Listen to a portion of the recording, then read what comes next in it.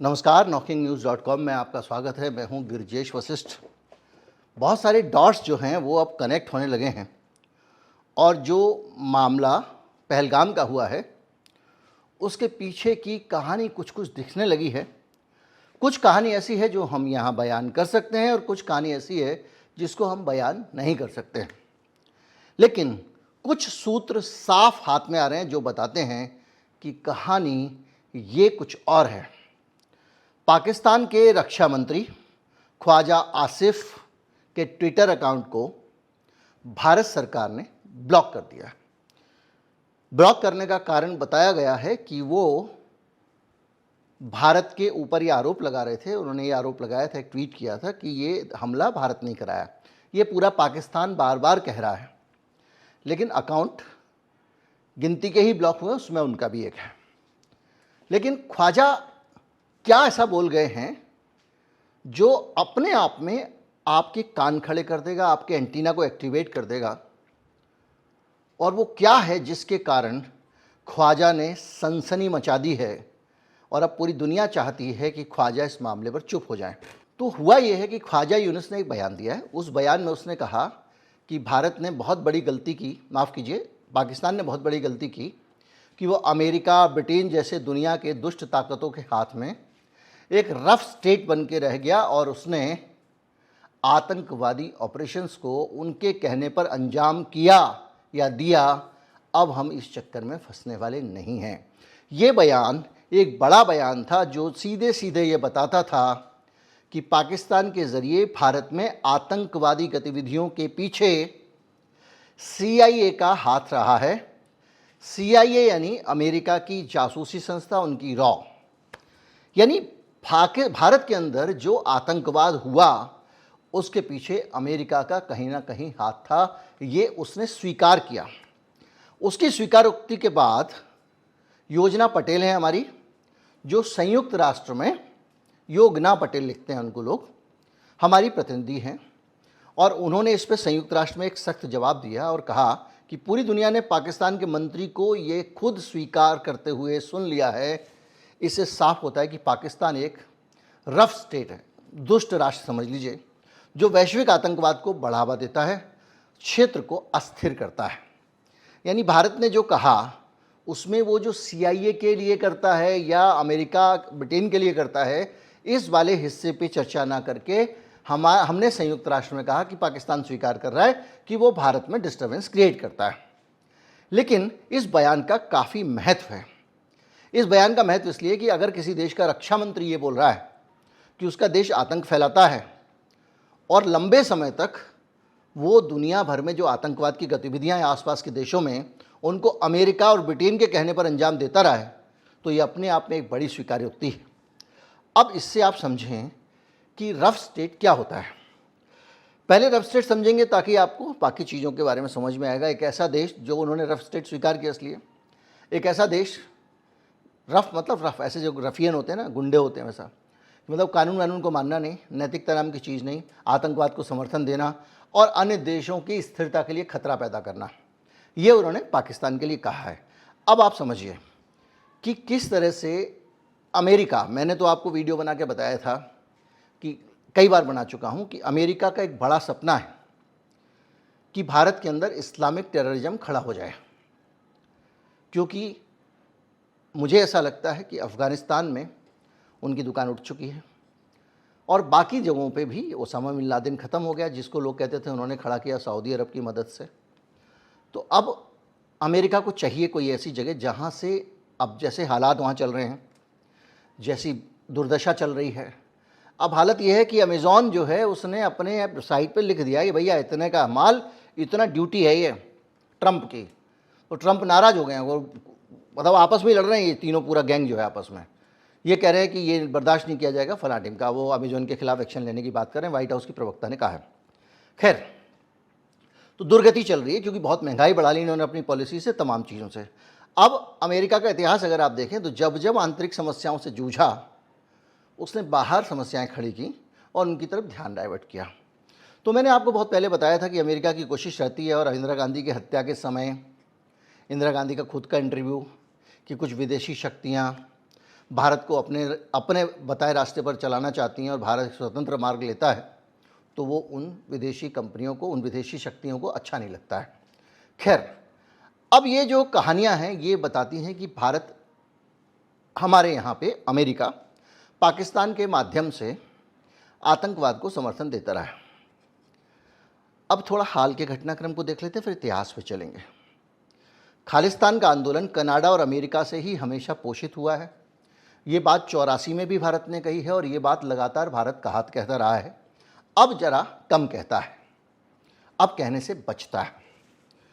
तो याद कीजिए कि अमेरिका के राष्ट्रपति के शपथ ग्रहण में वो जो पन्नू को बुलाया जाता है, जो भारत का दुश्मन है, भारत के टुकड़े करने का सपना देख रहा है, एक अलगाववादी ताकत है जो आतंकवाद का भी समर्थन करता है, और भारत के प्रधानमंत्री को नहीं बुलाया जाता।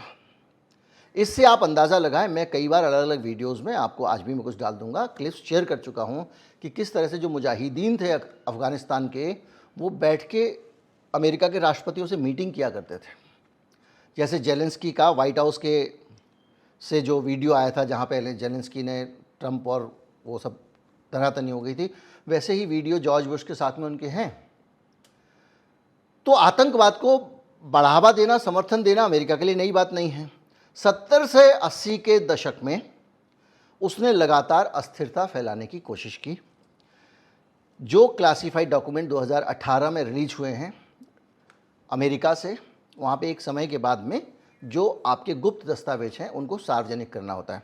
2018 के आसपास उन्होंने वो सार्वजनिक किए हैं, पब्लिक डोमेन में खूब खबरें छपी हैं, और उसके अंदर वो वहाँ से ये पता लगाने की कोशिश कर रहे थे कि अगर राजीव गांधी, इंदिरा गांधी की हत्या हो जाती है तो क्या सिचुएशन रहेगी, कौन राष्ट्रपति बनेगा, किसकी क्या संभावनाएं हैं, ये असेसमेंट वो कर रहे थे। और ये अपने आप में एक बड़ा सवाल है कि जिसकी हत्या हुई उसकी हत्या से पहले ये असेसमेंट CIA क्यों करके वहाँ रिपोर्ट भेज रहा था। अब ये है कि हमारी जो सत्ता है, हमारे जो नेता हैं, उनकी हिम्मत नहीं है, उनकी क्या वजह है वो अलग अलग वीडियोज़ में बता चुका हूँ। तो भारत में जासूसी और अस्थिरता फैलाने का आरोप 70 से 80 के दशक में लगा। 75 में इमरजेंसी को लेकर ये लगातार विवाद है, और ये कहा जाता है कि जो विपक्ष था हमारा, और ख़ास तौर पे JP आंदोलन को, अब कुछ लोगों को ये बहुत सेंसिटिव मामला लगता है, वो JP आंदोलन को एक क्रांति के तौर पे देखना चाहते हैं। निश्चित तौर पे होगी, लेकिन उस समय का इंडियन एक्सप्रेस आप निकाल के देख लीजिए, उस दिन का, और तमाम सारी चीज़ें कि जब इंदिरा गांधी ने इमरजेंसी लगाई, उस दिन दिल्ली के रामलीला मैदान से JP एक ऐसी क्रांति का ऐलान करने वाले थे जिसमें इस देश की फ़ौज, इस देश की पुलिस और सारे सुरक्षा बलों को कहा जा रहा था कि तुम बगावत कर दो सरकार से, ये अपील की गई थी। उसके बाद में तमाम सारी चीज़ें हुई, और जो हमारे पहले रॉ के चीफ थे भारत के, उन्होंने भी अमेरिका, नॉर्थ ईस्ट में और पंजाब में उग्रवाद को कैसे बढ़ावा दे रहा है, इसको लेकर एक किताब लिखी थी। एक किताब आती है काउंटर कपल, CIA के अधिकारी फिलिप एगी ने इसको लिखा है, जिसमें ये बताया गया है कि CIA किसे भारत विरोधी गतिविधियों में शामिल थी, और उसमें बाकायदा ये बताया गया है कि किस तरह से अमेरिका के जो भारत में राजदूत हैं उनकी JP आंदोलन में लगातार दिलचस्पी रही, और डिप्लोमेसी की भाषा में दिलचस्पी रहना जैसे शब्द अपने आप में बहुत कुछ कहते हैं। और जो किताब है उसमें बराबर ये कहा गया है कि इंदिरा गांधी ने किस तरह से IB को और अपनी एजेंसियों को निर्देश दिए थे इन चीज़ों पे नज़र रखने के लिए और उनसे निपटने के लिए। और ये किताब है फिलिप एगी की, उसका नाम है inside the company CIA diary. अब अगर इसको थोड़ा सा आप इमरजेंसी वाले मामले को विवादास्पद छोड़ दें, कुल मिला के उसमें सरकार बदली लेकिन देश वापस बच गया, और देश पटरी से नहीं उतरा, लेकिन कुछ चीज़ें बड़ी हुई। नई सरकार जो मोरारजी देसाई की आई थी उसके दौरान, उसमें बहुत गंभीर चीज़ें हुई हैं। उस पर चीन के को, जिसका नेहरू जी ने पूरी तरह बहिष्कार किया हुआ था, अटल जी ने चीन के साथ में एकदम संबंधों को बदल दिया। मोरारजी देसाई ने पाकिस्तान को कुछ ऐसी जानकारियां खुफिया दी, रिकॉर्ड पे है, जिसका फ़ायदा उठाकर पाकिस्तान ने उनके परमाणु परीक्षण की तैयारियों की हमको भनक लग गई थी, और ये जानकारियां उसको मिल गई। इसके कारण हमारे काफ़ी धोखे एजेंट मारे गए, ये भी लिखा गया है। खैर, 80 के दशक में भारत सरकार, पंजाब पुलिस और दूसरे विश्लेषकों का कहना ये है कि भारत में KPS गिल थे, आप जानते अच्छी तरह से, पंजाब के पूर्व डीजीपी, कि जो खालिस्तानी आंदोलन हो रहा था उसके पीछे पूरी तरह से अमेरिका था, विदेशी फंडित थी, और अमेरिका और कनाडा से जो पैसा आ रहा था वही खालिस्तान आंदोलन को जिंदा रखा हुआ था। अमेरिका में सिख फॉर जस्टिस और बब्बर खालसा के प्रचार के लिए फंडिंग होती थी। ऐसे नेटवर्क को जानबूझकर CIA ने नज़रअंदाज किया, ये भी रिकॉर्ड पे है। 80-90 में जो भारत के संसद में बहस हुई है उसमें बाकायदा 80 से 90 के बीच में इस बात का बार बार उल्लेख है। सुखबीर सिंह बादल और बाकी नेताओं ने अमेरिका का इस बात को लेकर खुला विरोध किया था। 23 में गुरपन्नू जो है वो अमेरिका से उसको लेकर शिकायत की गई थी, गुरप्रवंत सिंह पन्नू को लेकर। इसी मोदी सरकार ने, कुछ नहीं हुआ, उसको किस तरह से गले लगाए हुए हैं। अगर आप कुछ और चीज़ों को देखें तो भारत सरकार ने खुद ये आरोप लगाया इसी 2010 से 14 के बीच में कि IB की रिपोर्ट जो है 2014 की थी, उसके आधार पर कि AK डोभाल जो हैं हमारे डोभाल साहब, और होम मिनिस्ट्री ने इस पर खुल के बयान दिया और ये कहा कि फोर्ड फाउंडेशन और ग्रीन पीस भारत में जो इंडस्ट्रियल प्रोडक्शन है उसकी राह में रोड़े अटका रहे हैं। अब ये चीज़ें हो सकती हैं, लेकिन ग्रीन पीस जो है उसका अपना एक अलग एजेंडा है। अगर ग्रीन, अब मान लीजिए खनन हो रहा है वहाँ पर छत्तीसगढ़ में, अडानी जी जंगलों को उड़ा रहे हैं, उखाड़ रहे हैं। ये अभी आंध्र प्रदेश से कुछ खबरें आई थी। जो इसका विरोध करेगा वो तो डेवलपमेंट का विरोधी मान लिया जाएगा, भैया अडानी तो वहाँ पे लगाने जा रहे हैं प्रोजेक्ट, आप रोक रहे हो, तो वो भी एक एंगल हो सकता है। लेकिन हाँ, जो रिपोर्ट हुई, लीक हुई 2014 में IB की, उसको द हिंदू वगैरह ने छापा है। Foreign funded NGO negatively impacting India's GDP 2 to 3%, यानी भारत की जो GDP है वो 2 से 3% कम हो जा रही है इनके द्वारा, ये भारतीय जनता पार्टी ने उस वक्त कहा था। और FCRA ग्रीन की जो वॉच लिस्ट होती है, MCRA क्या होता है, FCRA होता है जो विदेशी पैसा आता है उसको नियम से उस पर नज़र रखना। इसकी लिस्ट में इन दोनों को डाला गया था, ग्रीन पीस को, फोर्ड फाउंडेशन को, और बाद में ग्रीन पीस को जाना पड़ा। ये बहुत सारे आरोप जो हैं वो आ रहे हैं, और उसमें इंडिया टुडे, आउटलुक वगैरह में समय समय पे ये रिपोर्ट हुए हैं। और कुछ CIA के दस्तावेज, जैसा मैंने बताया, डिक्लासीफाई हुए थे, उनसे भी इसके संकेत मिले हैं। अब आप ये थोड़ा सा और आपको थोड़ा सा ओवरव्यू देता हूँ, कुछ और तथ्य देता हूँ। लेकिन इससे ये पता लगता है कि कैसे भारत के अंदर लगातार भारत को अस्थिर करने के लिए CIA के ऑपरेशन चलते रहे। अमेरिका का, इसमें देखिए पाकिस्तान नहीं है, इसमें सीधे अमेरिका है, और या फिर पाकिस्तान अमेरिका के हाथों में खेल रहा है। बहुत सारे उसने इससे आरोप लगाए हैं, और अगर आप इस पूरे नतीजे पे जाएं तो आपको ये समझ में आता है कि किस तरह से भारत को अच्छी तरह से अस्थिर करने की कोशिश हुई। कुछ और उदाहरणों पे जाते हैं। केरल की जो कम्युनिस्ट पार्टी की सरकार थी 57 से लेकर 59 तक, EMS नंबूदरीपाद केरल के मुख्यमंत्री होते थे। कहा जाता है बहुत बड़े बुद्धिजीवी थे, उन्होंने जितनी किताबें लिखी हैं वो अपने आप में एक खजाना है। उनको अस्थिर करने के लिए CIA ने कांग्रेस पार्टी को फंडिंग दी ताकि कम्युनिस्ट पार्टी की सरकार को गिराया जा सके। डैनियल पैट्रिक मोनियान ने अपनी पुस्तक द डेंजरस प्लेस में इस बात का उल्लेख किया है कि CIA ने कांग्रेस को 2 बार फंडिंग दी, पहली बार केरल में और दूसरी बार 1960 के दशक में पश्चिम बंगाल में, यानी वामपंथी सरकार गिराने के लिए, क्योंकि कम्युनिस्टों के साथ अमेरिका का 36 का आंकड़ा चलता था, ये आप जानते हैं। एक आरोप ये भी लगा, अब ये आरोप पुष्ट नहीं है, कि 1966 में होमी जहांगीर बाबा, जो हमारे परमाणु कार्यक्रम के पितामह, उनकी जो हत्या हुई, उनकी एयर इंडिया की फ़्लाइट 101 मॉन्ट ब्लांक पर्वत से टकरा गई, जिसमें परमाणु वैज्ञानिक होमी भाभा की मौत हो गई। ये 24 जनवरी 1966 की घटना है। कुछ रिपोर्ट्स में ये दावा किया गया कि ये CIA की साजिश से हुआ है ताकि भारत के परमाणु कार्यक्रम को रोका जा सके। भारत रूस का दोस्त था, अमेरिका को ये ख़राब लगता था कि अगर भारत भी परमाणु कार्यक्रम विकसित कर लेगा तो दिक्कत हो जाएगी। इसी तरह से बहुत सारी चीज़ें आई हैं, जैसे क्रिप्टो एजी ऑपरेशन है रूबिकॉन, स्विस कंपनी क्रिप्टो एजी, वो एन्क्रिप्शन डिवाइसेस बनाती थी जो CIA और पश्चिम जर्मनी की खुफिया एजेंसी BND ने गुप्त रूप से खरीदा था। CIA ने इस कंपनी के माध्यम से 120 से ज़्यादा देशों में, जिसमें भारत भी शामिल था, संचार उपकरणों की जासूसी की। आज पेगासस से हो रही है।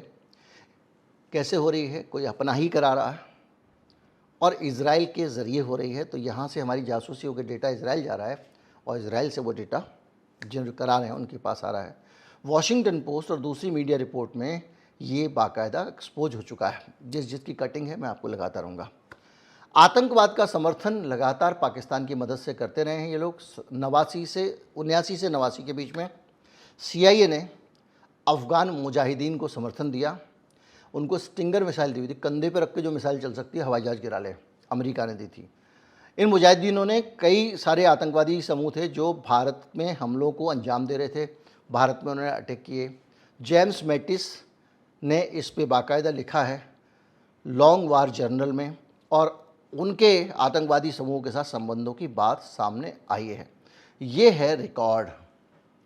और सिर्फ भारत नहीं, पूरी दुनिया में, ईरान में ऑपरेशन अजैक्स, ग्वाटेमाला में ऑपरेशन पुसेस, क्यूबा में बे ऑफ पिग्स आक्रमण, इसके अलावा लैटिन अमेरिका में ऑपरेशन कॉन्डोर, अफ़गानिस्तान में ऑपरेशन साइक्लोन। ऑपरेशन साइक्लोन दुनिया के इतिहास का सबसे बड़ा जासूसी ऑपरेशन है, जिसको ISI, रॉ और आपका जो अमेरिका की जो CIA है, माफ़ कीजिए CIA, रॉ नहीं, क्षमा कीजिएगा, ISI और MI6 जो ब्रिटेन की जासूसी संस्था है, और CIA यानी पाकिस्तान, ब्रिटेन और अमेरिका, ये तीनों मिलके अंजाम दे रहे थे। और ये अफ़गानिस्तान के अंदर आतंकवादियों को लगातार फंडिंग कर रहे थे।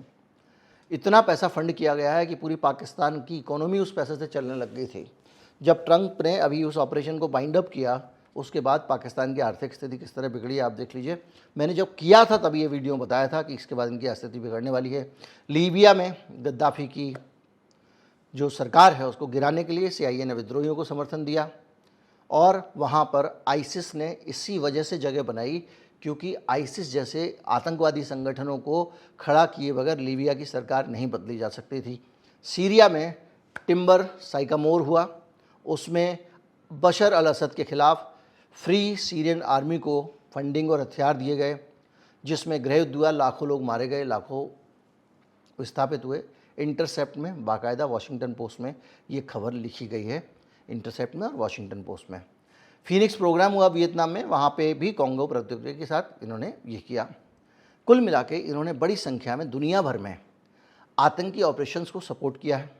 साउथ एशिया में इस्लामी आतंक, मुजाहिदीन, ISI, हक्कानी नेटवर्क, लश्कर ए तैयबा, और इन्होंने भारत और अफ़गानिस्तान में हमले किए हैं। ये रिकॉर्ड पे है, मैं समराइज़ कर रहा हूँ। मिडिल ईस्ट में जो सत्ता परिवर्तन किया, विद्रोही समूह और चरमपंथियों को वहाँ गृह युद्ध कराए।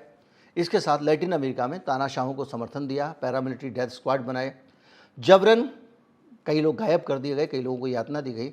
इस्लामी विद्रोही लीबिया में अल कायदा लिंक ग्रुप, और उनको भी लगातार आगे बढ़ाया गया, जिसके कारण ISI को आप देखेंगे कि किस तरह से। तो एक साथ पूरी दुनिया में और भारत में जहाँ जहाँ कुछ गड़बड़ हो रहा है, कुछ गतिविधियाँ हो रही हैं, उसके बीच में भारत में मुझे क्या आशंका लगती है, उसके बीच में उस पर आऊँगा। ये एक कांड हमारे यहाँ होता है जिससे पता चलता है कि किस तरह की चीज़ें, किस तरह के लोग, किस तरह की गतिविधियाँ भारत में चल रही थी। अब ये जो सिचुएशन चल रही है, इस सिचुएशन में हम अमेरिका के साथ ऑलरेडी नेगोशिएशन के स्टेट में हैं। हमारे ऊपर जो बहुत सारे अमेरिका ने लगाए हैं टैरिफ, उसके बीच में बातचीत चल रही है। और इस बातचीत का जो मुख्य मुद्दा है वो मुद्दा ये है कि अमेरिका से हम जो सामान खरीदते हैं वो सामान उतना होना चाहिए जितना अमेरिका हमसे खरीद रहा है। अमेरिका का ये कहना है कि भाई आप तो हमसे खरीदते नहीं हो, हम आपसे क्यों खरीदें, तो आप हमसे नहीं खरीदते हो, या दूसरा आप ज़्यादा टैक्स लगाते हो, हम कम लगाते हैं, तो जितना टैक्स ज़्यादा आप लगाते हो तो उतना टैक्स फिर हम लगाएंगे। तो उस सिचुएशन में भारत सरकार कह रही है नहीं भाई हम तुमसे और माल खरीद लेंगे, ट्रेड बैलेंस को थोड़ा सा ठीक कर देंगे। तो उस और माल में काफ़ी हद तक हथियार, दूसरी बहुत सारी चीज़ों के खरीदने की बात है। तो भारत अगर अस्थिर होता है तो निश्चित तौर पे अमेरिका को इस डील के लिए प्रेशर बनाने में मदद मिलेगी। ये मेरा अनुमान है, गलत है, एकदम गलत हो सकता है। मैं ये नहीं कह रहा हूँ कि मैं कोई तथ्य रख रहा हूँ आपके सामने या कुछ सच्चाई आपको बयान कर रहा हूँ, लेकिन मुझे ऐसा लगता है। और इसलिए भारत को इस वक्त डिस्टर्ब करना ज़रूरी है, क्योंकि इस वक्त नेगोशिएशन का दौर चल रहा है, फाइनल स्टेज के नेगोशिएशन चल रहे हैं। तो जो भी है सिचुएशन ये है कि अब जो सामने आ रही हैं चीज़ें, उसमें हम सिर्फ पाकिस्तान की तरफ बैठ कर देखें तो हम ये समझिए कि छोटे आदमी को देख रहे हैं।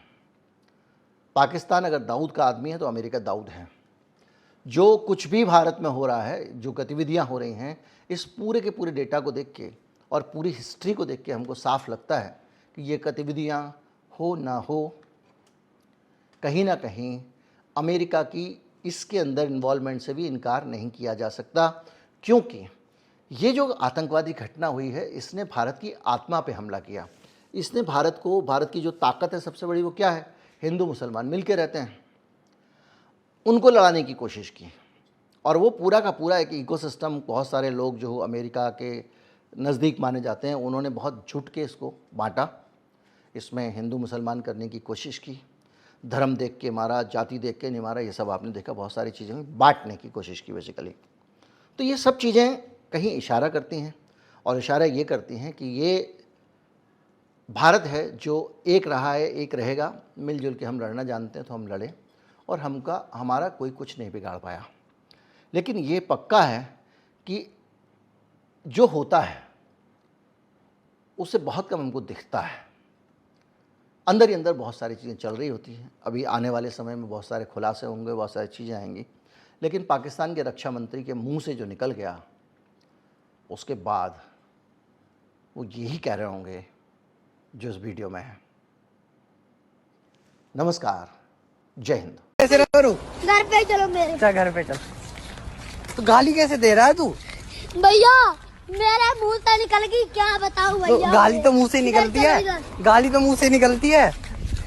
मैं धोखे से निकल गई आज। क्या? मैं मरी जाऊंगा, भगवान बचाओ मेरी मम्मी, मेरी बाजा, भगवान